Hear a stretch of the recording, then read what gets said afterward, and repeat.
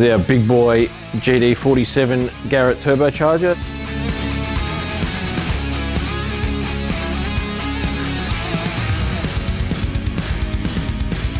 This is the first sort of iteration of the fuel cell, so I've obviously got to fill in the box here. It's the easiest way to patch all of these holes up. I've got to take the clutch master cylinder out as well, is just cardboard, paper outlines, trace them over to some thin, 1.6mm steel or something like that, and then just, tack weld them in, just spot welds all the way around, and smooth it off. A little bit of bog if I need to in the end, just to make it look a bit neater and tidier and smooth. Then we can paint the engine bay. Obviously we're probably going to wrap the outside of the car. It's the easiest way to change the look and change the appearance of the car very quickly. And in here I'd like a colour as a contrast. I think we'll go with red, and I think I'm going to do a bit of a rattle can job with 2-pack rattle can clear at the end.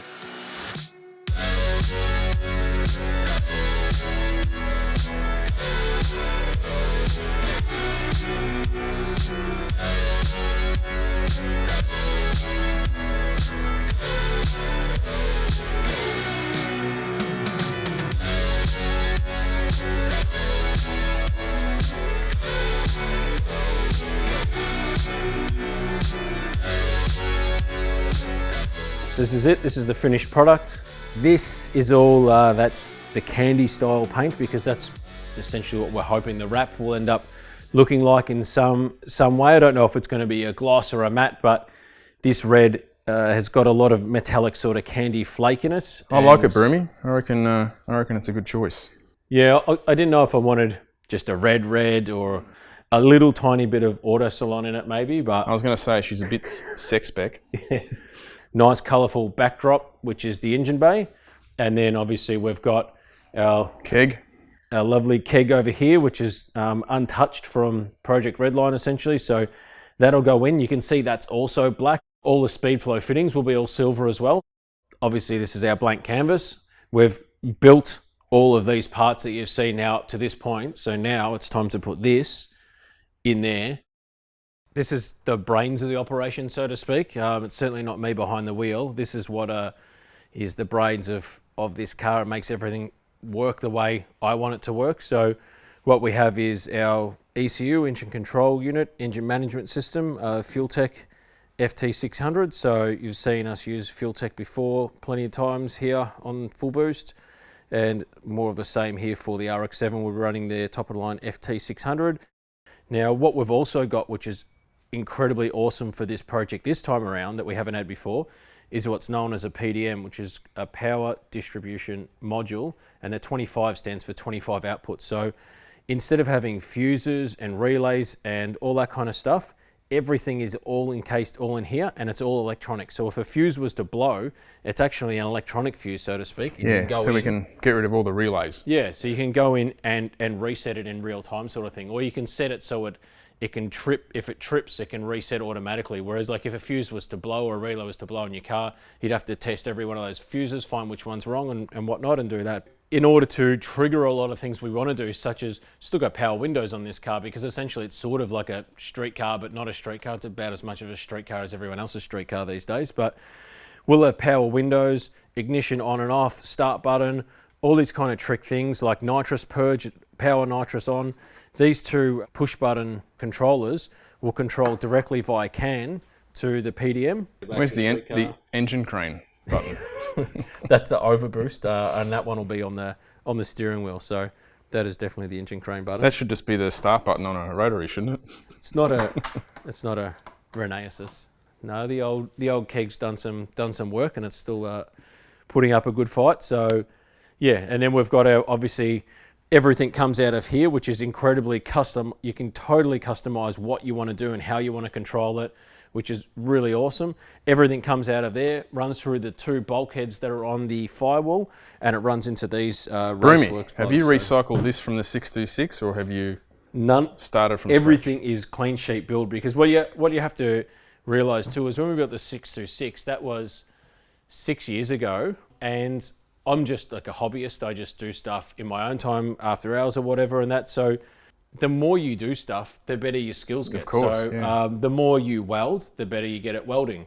The more you wire things, the better, I guess, methods you find out on how to wire things out. So all of this is basically new. I think I recycled a couple of wires and that, but as you can see, all this stuff's new. So this is all like DCI sort of stuff, and this is these are the Deutsche Plugs from Raceworks, which this is a 47 pin connector, and I think this one's a 19 pin connector. So you think about the wires heading into the engine bay, you know, that's carrying most of your stuff. But as you can see, like passing that through the firewall versus just having to try to feed. Normally what people would do, you'd have a whole loom and you're trying to feed all of this through, and wires, if this is a wire and you're doing this to it, that creates work, and that means that can then fracture, because it can, you know, it's just thin strands of metal essentially in there. So if you're feeding wires through and bending them and that, you can quite easily break wires and things like that. So that's what, especially in a race car, it's just nice and simple, isn't it? Especially with a rotary where you might have to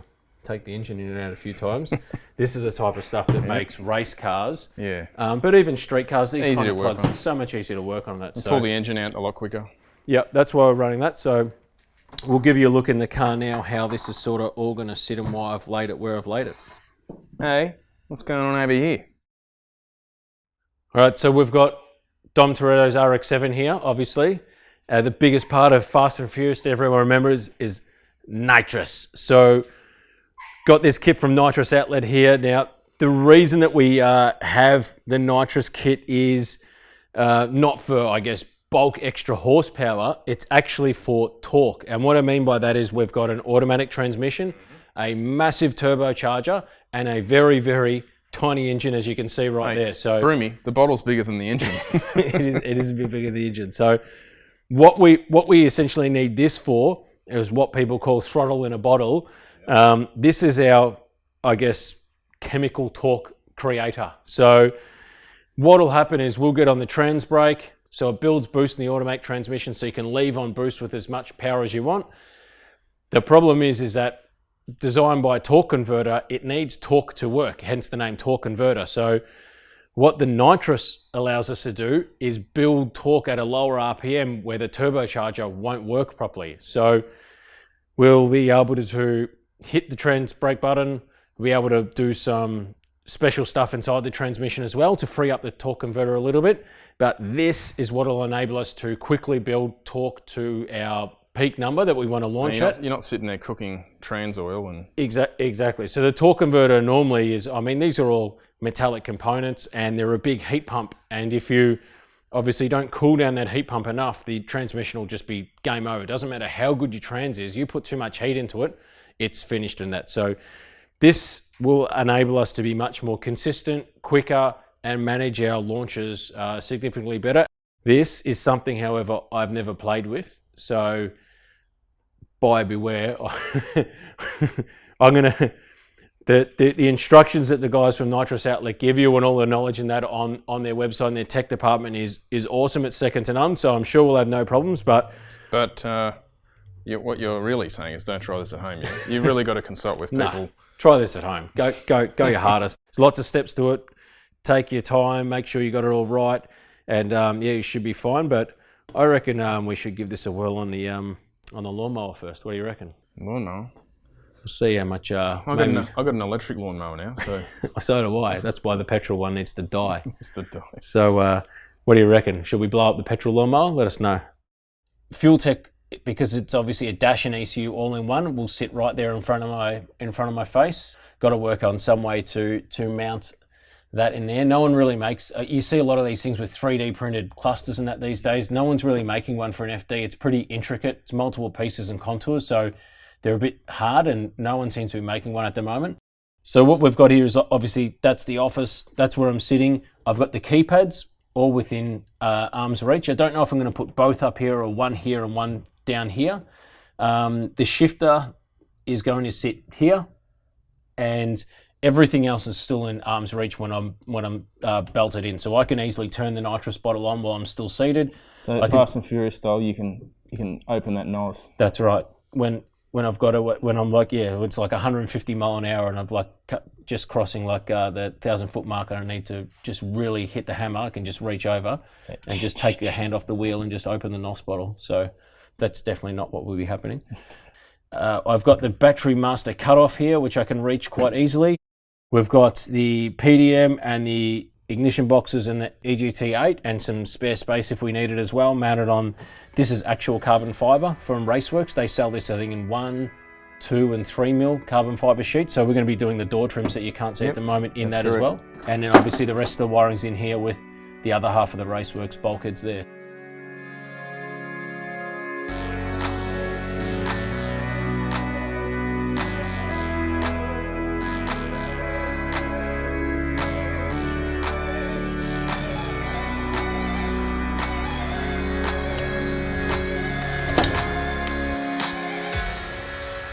This thing is, it just sort of retains itself there on the stud, so I've still got a... Bigger than the engine, hey?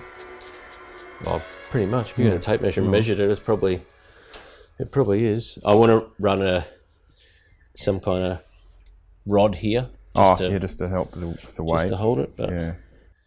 But now once the manifold goes on, you'll see that one of the fittings is like right here. So I need to drop it down a bit, which means I need to get a different size V-belt that I had before, and who knows if any car in Australia still runs a V-belt like that, so that'll be some fun. And this belt also, the kit that I got cheap didn't come with this belt, and this belt's a really uncommon belt too, so it seems that it's like these 1/2 inch whatever pitch belt. It's come up nice.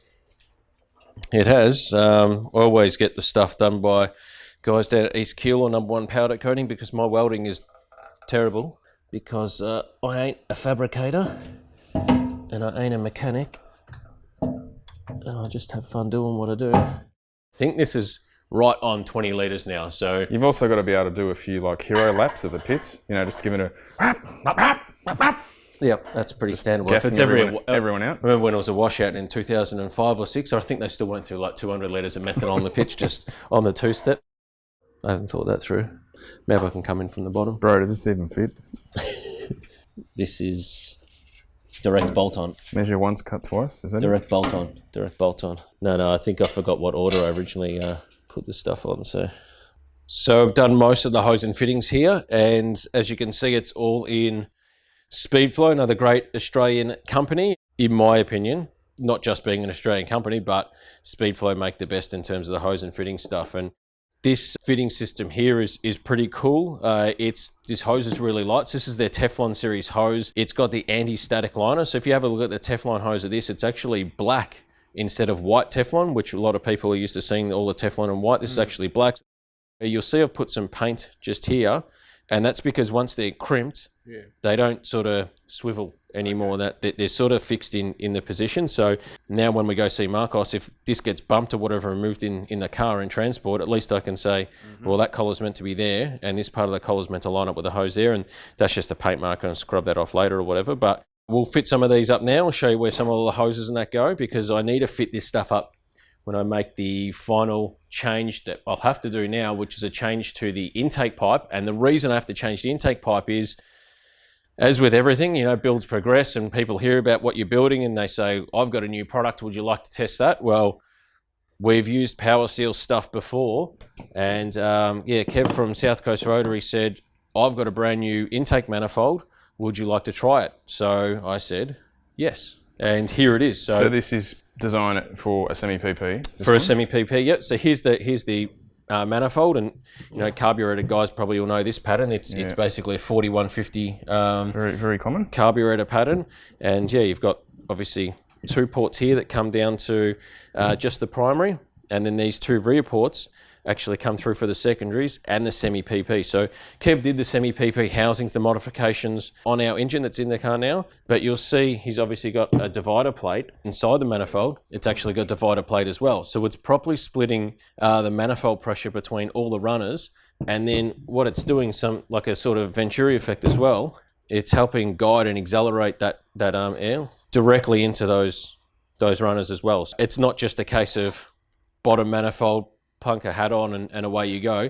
There's been some really, really good thought in terms of this. So this actually comes as a whole complete kit, except for obviously the Speedflow filter we've got there, but it comes with some of the fittings on it, the fuel rails, the brackets, and this throttle body that's got a quick release clamp on it as well. So you get plenty of kit for your money there. And yeah, this is the 8 injector version. I believe he's also making a 10 injector version too. So obviously a rotary on methanol, 8 injectors is a lot to start with anyway. You've got 2 in the center plate too. So theoretically it's 10. If you were running the 10 injector manifold, you're gonna have 12. So you're gonna have not 1, but 2 screamer pipes. I am gonna have 2 screamer pipes. Rotaries sound great with a screamer pipe, but unlike a barra. This is clearly fuel 3, which I have no idea what it is. So it's, we're off to a good start. So your own organisation's caught you out. Well, I know it's fuel, and number 3, got this killer Y piece on here. So, and the amount of fuel that comes out of here, I'm going to feed both rails. So I'm going to run a fuel filter for each rail essentially, because out of the rails they'll come back straight to the rig pretty much. I couldn't put the side by side here. They're just the Y piece is just a little bit too close together, but I'll just mount one over here, and obviously there's no room to mount it here because that was the original plan to mount it there, and now the alternator, as you can see, I was talking about before, if I lift it up, once I put a hose on there, you'll see I can only get it to about there. So we've got most hoses on the engine now, which is great. Now, one thing to be careful with this kind of hose, obviously it's a stainless steel outer braid, and metal on paint will abrade that surface straight away. You can see actually just here, I've already nicked my beautiful candy paint there because I rubbed one of the hoses down that part very hard. So that's what happens if you're ever going to have hoses running there close by. You can use like a couplet to here, or use what we use like the DCI outer sleeve, which will, you know, obviously put a layer between it to stop it abrading. You can see our little sensor block over there. So not only does that keep all the sensors in one nice neat location, these sensors do not like vibration. So if this is what you're going to use for oil pressure, some people screw them straight to the block. I guarantee you it won't be if, it'll be a matter of when that fails. So the sensor blocks really are a must-have necessity when using these kind of sensors, because it doesn't matter what brand you use. I've had really good reliability out of these Fuel Tech ones, but if you screw them to your engine, the vibrations from the engines, and it's even exacerbated with race car stuff with solid mounts and stuff like that, they just will fail. Sensor block from Raceworks fixes all those issues. This is a roll stop or a line locker, which will lock this solenoid on. And what that does is it locks all the brake pressure to the front brakes. And then once we get off the brake pedal with the button still pressed, the rear brake calipers are released. So it means you can easily do a burnout while the front wheels are still locked on with brake pressure. So I've got a few hoses to go. Obviously, I haven't put any of the heat protection stuff on except for the DCI, this dimple sort of stuff here, and it's just held in place with some stainless steel wire. Exhaust temperatures in, you know, cruising in like a petrol rotary might be around near close to 1,000 degrees Celsius. E85 at full noise might be more like 900 degrees Celsius. This thing's probably going to be more closer to 700 degrees or 650 degrees Celsius. So there's a big difference in exhaust gas temperature and heat emitted from this hot side. And then we're just going to do a stainless steel 5-inch dump pipe. The engine's just sitting forward a bit because we don't have the trans yet, but it'll sit up a little bit higher here. And I'm going to do a 5-inch dump pipe. It'll come through here. I think I'll just do it coming out here. What I got here is a couple of the Speedflow -1290. So one you can see here, it's blocked off there.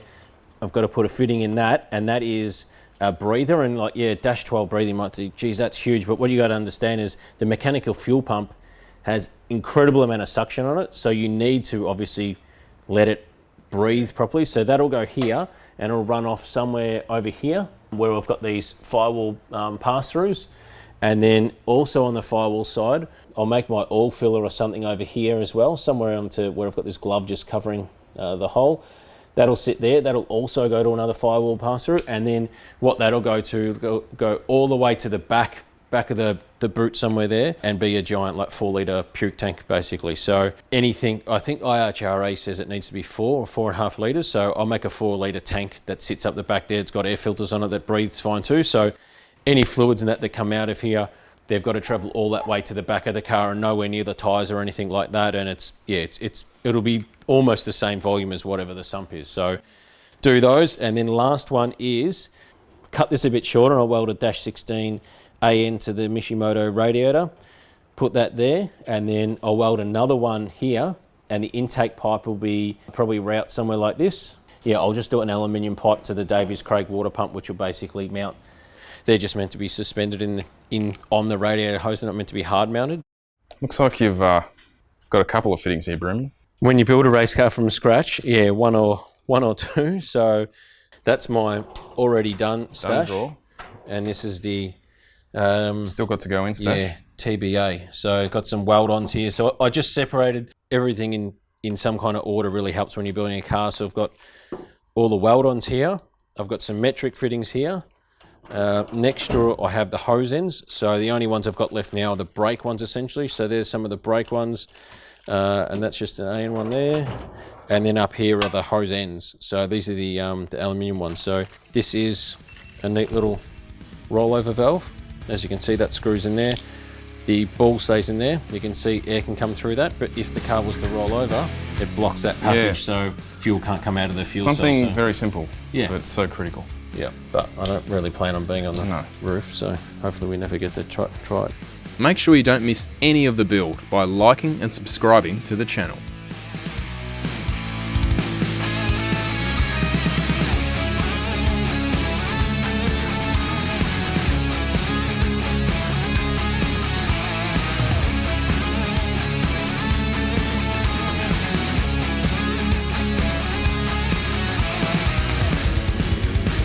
It's obviously an Australian car, so, well, it's a Japanese JDM, authentic JDM, but I'll be sitting on the right-hand side. If only that seat...